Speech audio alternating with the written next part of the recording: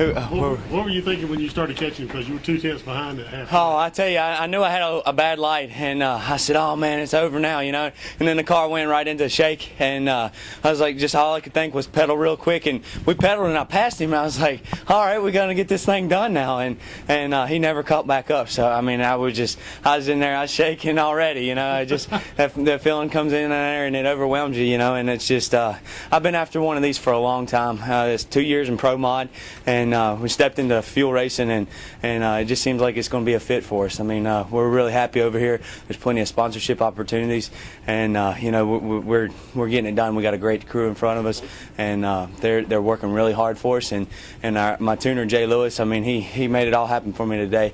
I just I can't believe it really happened. You know, this is crazy. What were you doing in the car when you realized you were going to catch him and then beat him to the line, screaming like a girl? Or anything? Oh, I tell you what, I was cheering, you know, and then I didn't see a wind light or anything. I was like, oh no, did it come on, you know? But when I got out and everybody was running over the cameras, I knew right then and there. I was like, all right, we got it done.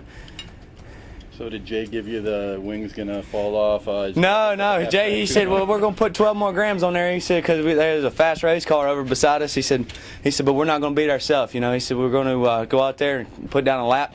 You know, it just it shook the tires, but you know, Jay's made really good calls all weekend and got us to the final round. And you know, he's doing great for us, and couldn't have a better tuner out there. My crew, I just got to keep thanking them. You know, they're the ones that they thrash, and they're working hard, and they don't get paid anything. You know, and it's just these guys, they're in it, you know, for the sport and the love of racing. And you know, we're really excited to be here. I got to thank my sponsors, Torco Race Fuels. We got Rupture Streetwear, Sheeler Motor Mile, TX7 Headman Headers. You know, and I hope I'm not leaving anybody out, but I tell you what, I'm just so excited right now. I can't believe this is happening. How much has Dale helped you too? Oh, Dale, I tell you what, yeah, we were today the other day in qualifying. I kept going towards the right, and he said, "Dude, you got to cock your hand a little bit to compensate for you taking your hand off the brake handle and putting it on the steering wheel."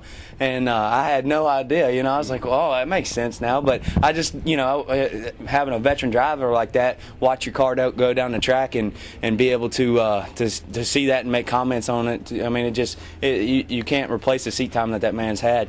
And you know, especially being a two-time world champ, he knows how to make a car run up and down the racetrack. But you know, I hate that we've had to line up against each other, beside each other, the last two races. You know, hopefully we can work something out where that don't happen again. I was about to say, do you think he wishes he would have told you that after?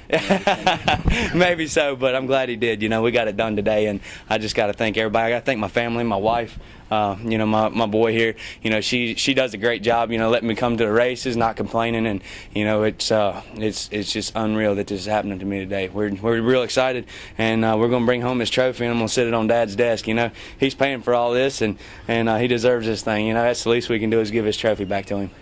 How vastly different is this thing from driving a Pro Mod car? It's just super fast. I mean, you know, I drove the Pro Mod there for a while, and it takes a lot more skill off the start line, you know, swapping feet, and you know, there's just a lot going on, getting your RPMs right, and pounding those gears down through there. But this thing it's so overwhelmingly fast that your mind is playing catch up. I'm finally getting pretty comfortable in the car. I've had about 25 laps now, and it's just now coming around to where I feel really comfortable in the car. I'm not worried about what the car is going to do. I feel like you know, these things, anything can happen, but I feel pretty comfortable with it, you know. But the Pro Mod, it took me about 10 laps and I was feeling that way. But these things, they're so much faster, you know, and they're just so violent, and they want to, you know, they just want to blow up all the time, and you know, you're just kind of preventing it from happening, I guess, you know. So you wanted to do this. Yeah, I think we found a home here, right, running Nitro Funny Car, you know, and I think you know, it's just great, and I appreciate all the guys at IHRA providing us a racetrack here to do this, and you know, they got a first-class deal here, so